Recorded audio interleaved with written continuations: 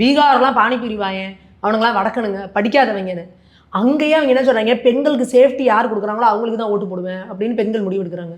அப்போ தமிழ்நாட்டில் இருக்க படித்த பெண்கள் அந்த அளவுக்கு கூட அது இல்லாமல் இருப்பாங்க? பெண்களுக்கு பாதுகாப்புங்கிறதே இல்லாமல் இருக்குன்றது டெய்லி டெய்லி நியூஸ் படித்தா தெரிஞ்சிடலங்க. இப்போ நீங்கள் என்ன நாடகம் ஆடுறீங்க? இந்தியா முழுக்க கொண்டு வந்து கொடுப்பாங்களா உங்கள் கையில்?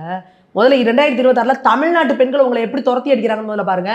எலெக்ஷனுக்கு ஓட்டு கேட்டு போவாங்க பாருங்க, அப்பையிலேருந்து ஆரம்பிச்சிடும். நீங்கள் எழுதி வச்சுக்கோங்க.